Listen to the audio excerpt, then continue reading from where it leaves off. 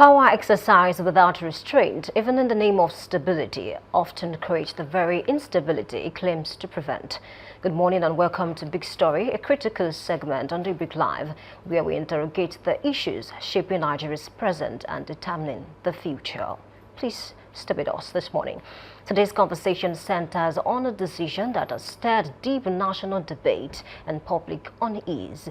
Beyond borders, Senate approval of President Tinubu's troop deployment request and Nigeria's evolving role in African unity. In response to a reported security threat and attempted overthrow in the Republic of Benin, President Bola Ahmed Tinubu authorized a Nigerian military intervention. The Senate has since granted its approval, yet for many Nigerians, this decision raises more questions than reassurance. At a time when insecurity persists within Nigeria's borders, economic pressures mount, and democratic trust is fragile, many citizens are asking, was this intervention necessary? Was it urgent? And more importantly, who truly benefit? Does Nigeria's leadership role in West Africa justify external military commitment when internal stability remains elusive? Or is this another example of executive power stretching itself under the cover of regional responsibility? Joining us to unpack all of these are two voices with deeply informed perspectives.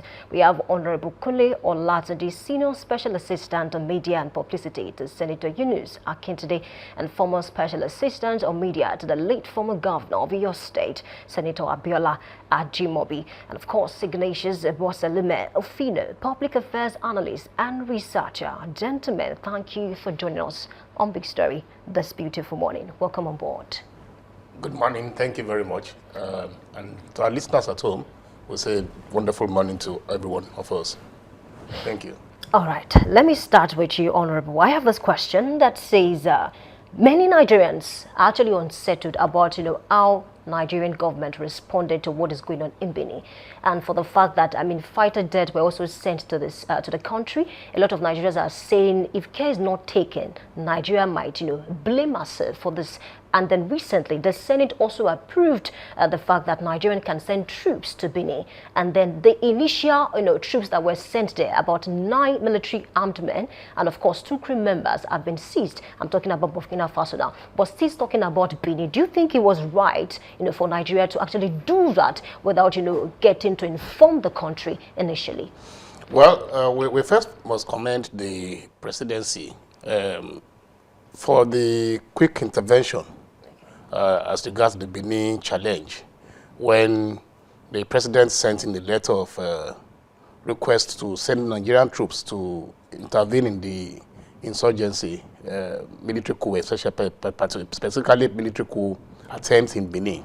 And don't forget that Nigeria occupies a very significant role as the big brother in the ECOWAS community, so to say, whereby the integration system requires that all member states should rise up to the occasion when such situation, occurs.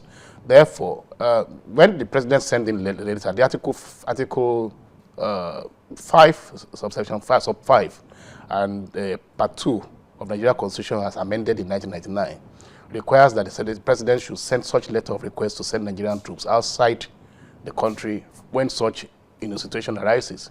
And with immediate response, the Senate responded quickly, and of course not with serious debate, though, because of the emergency situation requires. Therefore, it's a good thing that Nigeria really came out to defend that situation in the sub-region. The sub-region has experienced some form of instability in recent times, and therefore, if Nigeria had responded the way they responded to the Benin issue, probably Burkina Faso would be a different story today, and some other, Guinea-Bissau too had recently had such a very unpleasant experience. When the whole world is going democratic process, why should West Africa be behind the system? So I think for me it was a good thing Nigeria responded quickly, and the Senate too must be appreciated for that quick response. It shows that if truly we want to get things done in Nigeria, we have the capacity to do it. So in terms of efficiency, in terms of commitment, in terms of determination, and in terms of our capacity, I think Nigeria demonstrated capacity to manage that issue. However, when you raise the question of concerns of Nigeria as regards What about our internal challenges? How can we justify that quick response, to external aggression, external issue, to our challenge of close about 15 years now. I've been battling with insecurity within the system. It calls for serious concern, and I think while appreciating the step taken on the Benin matter, we would have expected that Nigerian government should, step up its action to manage the internal crisis of insurgency, banditry, and terrorism. It is a critical challenge that most of us are bothered. So it's going to be difficult for Nigerians to place that, good initiative, excellent initiative. Let me use the word excellent initiative to manage external crisis while your house is burning. It's a question of your house, your rooftop is leaking, and you are helping some people to build their own mansion. So I think it's important for us to appreciate the urgency and the necessary intervention we need internally now. We can't be having sleepless nights in Nigeria, having our challenges in Nigeria, and then helping our neighbor state country to manage their problem. But don't forget that if we did not do what we did, if Nigeria did not rise up to that occasion, there are consequences as well too for us as a nation. Okay. For instance, you have the problem of all this banditry challenge of inflow of armed infiltration from neighboring countries, because we know from research, from assessment, that part of the problem we have in Boko Haram, all this insurgency problem, was because these neighboring countries, if they are not stable, would be opportunity for infiltration of armed banditries and armed components, guns, and what have you. You mentioned something very cogent.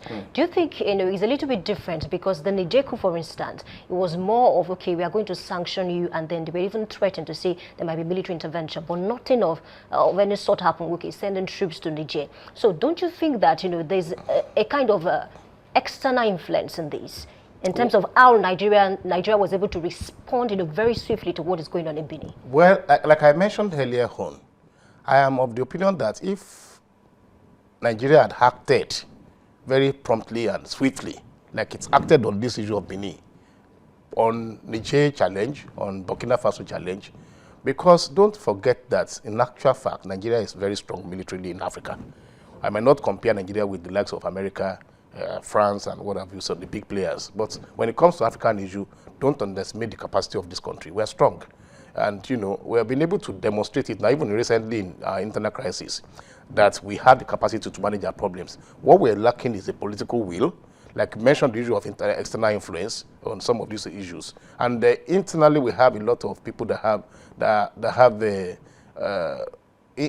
personal interest that is causing the problem. But for us, external influence and internal influences put together would help you to reshaping your capacity, to also display your capacity to manage your problem. In the case of our internal crisis now, don't forget the influence of America now recently. When America raised a voice, suddenly Nigeria started performing.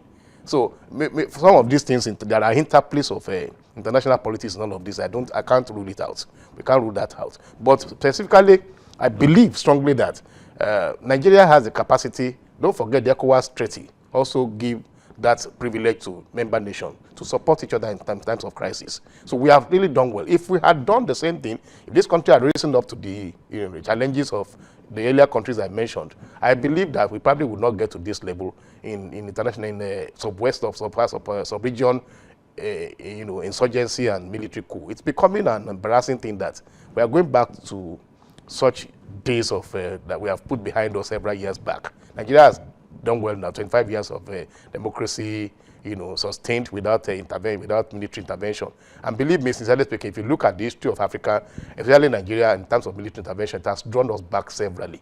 There's no way you can compare the worst of a democratically elected government to the best of military intervention. There's no way. They're not comparable, because one, you won't ask military regime, you won't ask them questions. They're not accountable to anybody. But the democratic process are accountable to everybody. You can even talk to your president, make demands from the presidency and raise questions, raise issues. In the military system, who born you? So permit me to use that word. How dare you? So that is the essence of democracy, and it's if we do not manage that Benin problem, we do not take in that. I still believe that strong sanctions should be placed on Nigeria and Burkina Faso, so that as they formed the alliance of Sahel state already. As much as possible, if you do not check this interregnum, okay, you are going to be having regional crisis. Most countries will go the same way. And don't forget, recently too, there were rumors of coup in Nigeria as well too. So it's the same trend. If it happened somewhere, a sister country, you didn't manage it, you're probably going to expect. So the spillover is is a reality. So if you're not careful and if you do not manage it like that, you would just begin to see that Ghana will go the same way, some other countries will go the same way, and then you can't manage the whole sub-region will now become militarized. So that's not good for our democracy. Okay, thank you so much. I'll come back to you. Let me turn to Fido now. Let's talk about the Senate. A lot of Nigerians are saying the Senate approval, is more like a rubber stamp, executive power. Do you believe that legislature exercise sufficient scrutiny, before granting consent? Because I watched the video yesterday and Akpabio said, the letter was sent to the Senate and then it's not up for debate. The only thing that was needed was the consent of the Senate so that President Bola Ahmed Tinubu can actually send troops, to Benin Republic. Thank you very much, Yimi. No country that is sovereign has any constitutional right to invade another sovereign country. Okay. I repeat again, no sovereign country has that constitutional power to invade another sovereign country. There is one thing you must understand. There is a secret deal between President Bola Ahmed Tinubu of the Republic of Nigeria and President Emmanuel Macron of the Republic of France. Republic of Benin happened to be a French colony. Niger happened to be a French colony. Mali happened to be a French colony. Burkina Faso happened to be a French colony. Nigeria is an Anglophone country. Now there was an issue on ground. Every coup that happened in Africa, who caused it? It was bad administration from the civilian government. They were responsible for military intervention. Let me give you an example in Nigeria in 1963. The Wild West that happened. We are not the one that invited the military to take over. We have to be honest to ourselves. Nigerian foreign policy is centered on non-alignment. And what does it mean? Nigeria is going to be a friend to every country in the world. Now we have 5 superpowers. The United States, we have China, we have Russia, we have United Kingdom too. And France happen to be the super 5. And they all have interest in Africa. So there is a problem on ground for now. There is armed conflict in Africa being caused by the West. The scramble for power. There is one thing Jefferson said. He said, when government fear the people, there is liberty. He said, but when the people fear government, there is tyranny. To me, for now, there is a problem on ground. When there was military intervention in Niger, Burkina Faso, Mali, the citizens of this country, they celebrated because they wanted what we call greater freedom, economic freedom. At the end of the day, our own president, who happened to be the chairman of ECOWAS, then decided to do what? Decided to threaten this true country, that they are going to place them on sanction and they are going to invade. You don't have any constitutional right to invade a sovereign country. What happened intervening in the issue of Republic of Benin is because there was a deal between President Bola Ahmed Tinubu and President Emmanuel Macron of France. There are some things we are not going to see on this platform. There is no secret anywhere. Now, France as a country has lost 3, they have lost 6 colonies already. Madagascar is a French colony. There is a military junta in Madagascar now. Now in Mali, a military junta is ruling. And in Burkina Faso, the same thing. In Niger, the same thing. France as a country is not happy. Probably France want to use Nigeria as an ally to attack. So I will say it on this platform. President Bola Ahmed Tinubu should not drag Nigeria to war against any neighboring state in Africa. Ofino, I have a question for you. You said something. Don't you think that Nigeria is being referred to as the anchor of security, especially in West Africa, in the 1990s? Nigeria is a regional power. Okay, would you allow in West Africa. Yes. Regional power. I remember Nigeria intervened in Liberia crisis. And Sierra Leone. Yeah, also in Sierra Leone. There was ECOWAS. Okay. The ECOWAS was there. There was a standby army there and a standing army. ECOWAS was there. Yes. So you cannot take a unilateral decision. For Asiwaju Bola Ahmed Tinubu to have taken that unilateral decision, that shows that there was a deal between him and President Emmanuel Macron of France. I stand to be corrected. There is no secret anywhere. But our president must be very careful. You know when Trump, my friend, was threatening that he's going to invade Nigeria, a lot of us raised eyebrow against Trump. That Trump does not have any constitutional power to invade a sovereign country like Nigeria. And for now, it is still pending. Then how come Nigeria now decided to break the rules and decide to invade another country? That they are trying to stop military intervention. Military they will not just wake up to take over power. It is the civilian that has been the problem in Africa. Most corruption comes from civilian government. But Ofino, in Nigeria, there was a palace coup that had nothing to do with governance. It was majorly within the military because some junior officers felt that some senior officers were enjoying so much and then they were benefiting too much. So there was a palace coup. There is one thing you must understand in case of Nigeria. There is what we call mutiny. Okay. Military insubordination. Okay. They are no longer obeying orders from their superior officers because their life is being put on the front line. A lot of conspiracy. During the days of Major General Muhammadu Buhari, there was infiltration in the Nigerian army. Repentant Boko Haram were absorbed into the Nigerian army. I stand to be corrected. That is why I keep saying it over and over again. God may decide to forgive Buhari, but can history and Nigeria ever forgive Buhari as a president? So that there is something that is so complex in Nigerian situation now. Nigeria army for now is infiltrated. So now there was this issue of Boko Haram started as what? A local terrorist group. Nigeria was unable to do what? To conquer them.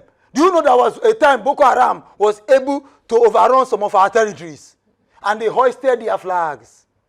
Are we still not having the issue of banditry?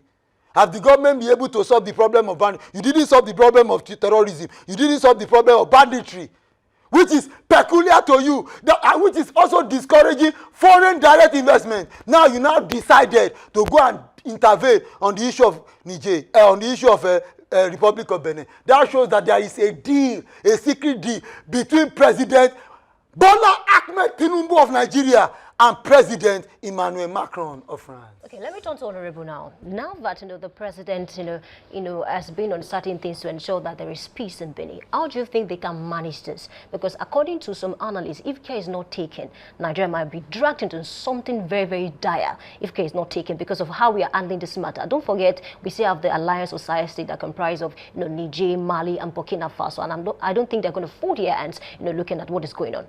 Yes, international politics is a very dynamic, let me not use the word complex system, okay, but that requires diplomacy and efficient management of information. You have to be very certain that the steps you are taking as a country, you're not contravening international laws. That is very critical. I agree absolutely that sovereign states, should enjoy that maximum capacity to manage their problems. But there's no country in the world that stays in isolation. There is interaction in terms of connecting each other and supporting each other when there is crisis. The step Nigeria took in terms of intervention in Benin, the Republic of Benin matter, is based on ECOWAS treaties that has that established organized structure that when there is a crisis somewhere, all the countries that within the sub-region should come together. Unfortunately, in recent times, Nigeria I think we have only Nigeria, Ghana, and Togo out of the major, I think Liberia as well, out of the major countries that are in the West African region. Okay. Burkina Faso has gone the way of military intervention, military regime.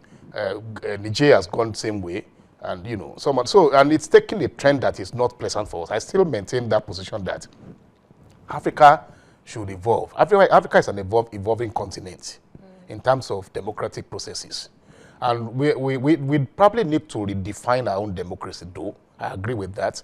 Okay. To suit our purposes, our style, and our heritage as a continent. We have there are lots of differences between the way we manage that. We used to have our own democratic system in the past, in our traditional values and systems, but those have been compromised, bringing in Western concepts of democracy.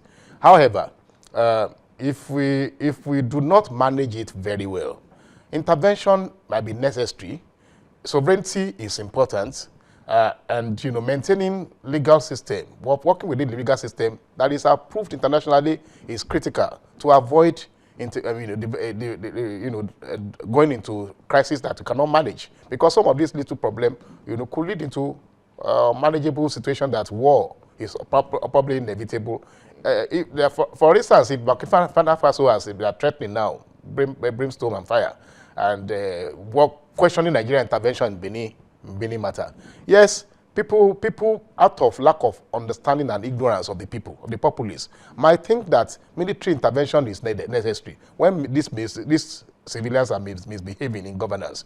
History will always record that military intervention in Nigeria is basically, like rightly positioned, is anchored on poor management of resources and bad administration in most of these countries.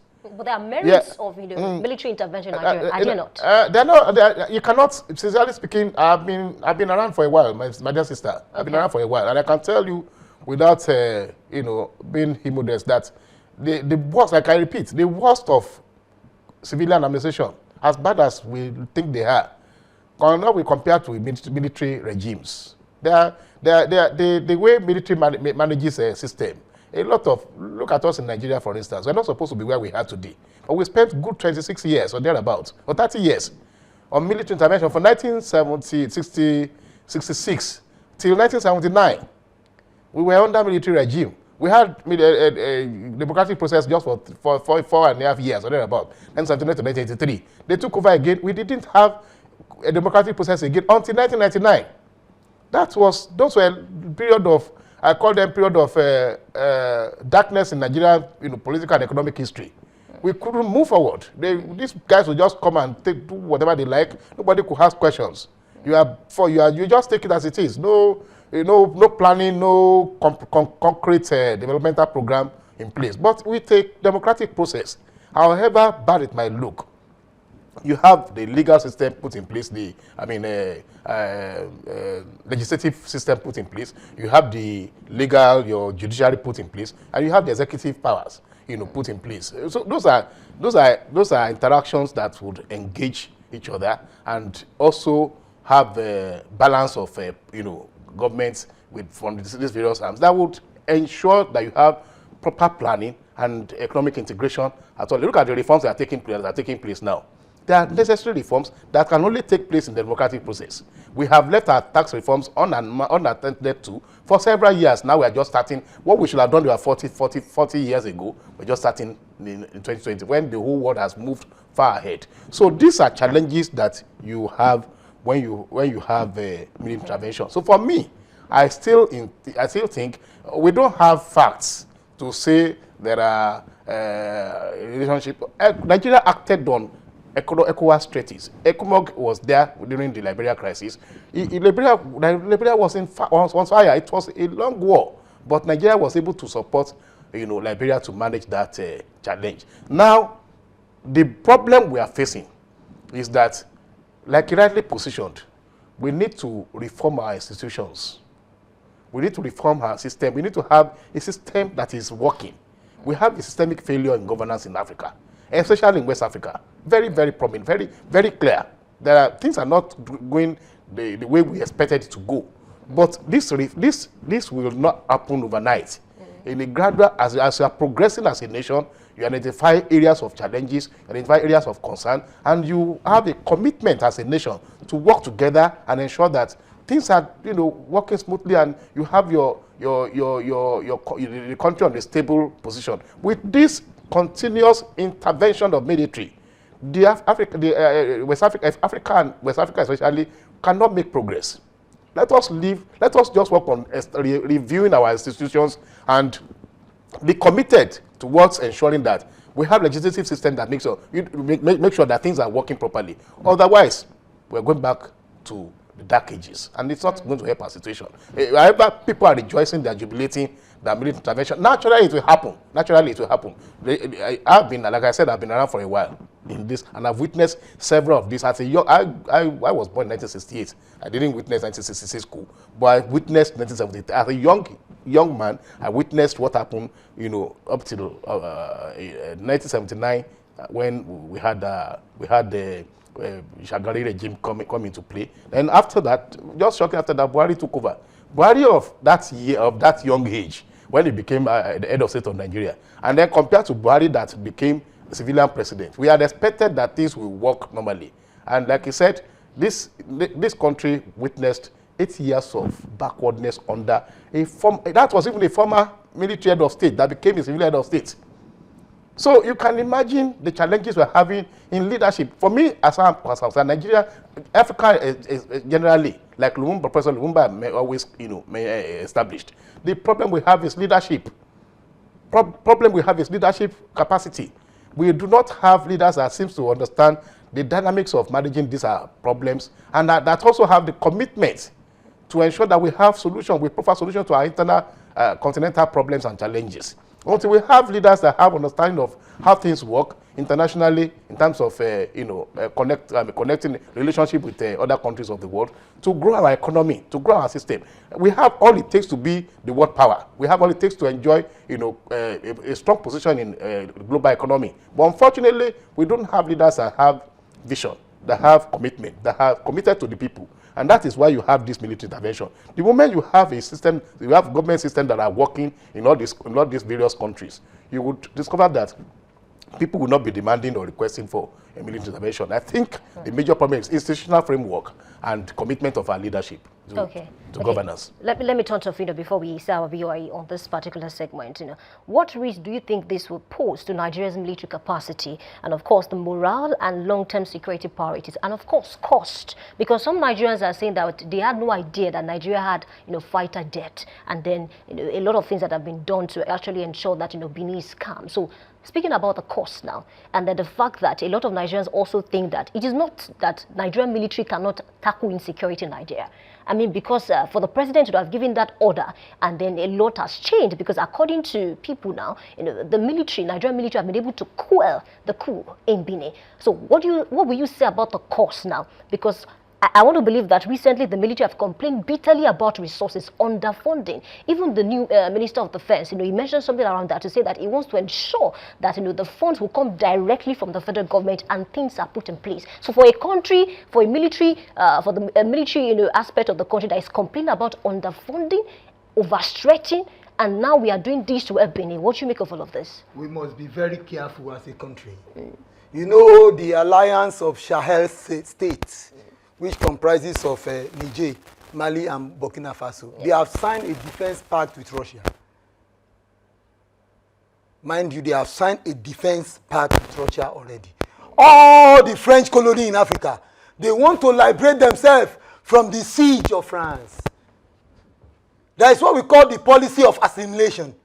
That was the policy France introduced when they colonized Africa. But there was a policy of association that replaced assimilation. Fine. Yeah. Now, there is one thing that is very germane. Okay. The sovereignty of a country must never be compromised, especially territorial sovereignty. Okay. Now, when you look at the case of Nigeria, defense spending is so high. Large chunk of our budgets go for defense. And we are having what we call the high state of insecurity. Is that not an irony? The other day, the president admitted. Why? Because he was overwhelmed by the spate of violence and high level of insecurity. That was why he now decided to declare a national state of emergency on security in Nigeria. Okay. Now, the issue on ground is this. There are too many problems now in Nigeria. Too many problems, especially within the structure of the armed forces. Within the structure of the armed forces, there is a problem. One of the problems is this, infiltration. Then we have a porous border too. Okay. Let me give you an instance. When you look at Niger, Niger is a landlocked country. So a landlocked country, based on international law, you must give them access to the sea. Niger be a landlocked country, landlocked. We will say because there is a diplomatic row between Nigeria and Niger now, Nigeria will now stop goods going to Niger from going. No. Based on international law. And there is one thing that is very germane. Based on the Nigerian foreign policy, non-alignment. What does it mean? That Nigeria is going to be a friend to all countries in the world and an enemy to none. So if Nigeria want to play a big brother role, there is a way you are going to play it. Is Nigeria a good model in Africa when it comes to the issue of leadership? Barack Obama, the former president of the United States, said, he said it's not enough building great institutions, but you must build what? Great men, men of character, men of candor. When we look at democracy, Abraham Lincoln said that democracy is the government of the people, for the people and by the people. When you look at the virtues of democracy, it has a good ideal. Let me give you an example. If the president commits an impeachable offense, the law says he will be impeached. Is it possible for you to impeach a president of the Federal Republic of Nigeria that have violated the Constitution? The Constitution also says that if your representative have violated the Constitution, you can seek for recall. Is it possible in Nigeria? Do we have an independent judiciary? Do we have an independent legislative arm of government? Do we have an independent executive arm of government? So there is a problem on ground. So when we are talking about military intervention, the cause has always been the civilians. Because most of them don't love the country. What they do is personal interest. And there are three problems Nigerians are having. And I'm going to say it on this platform.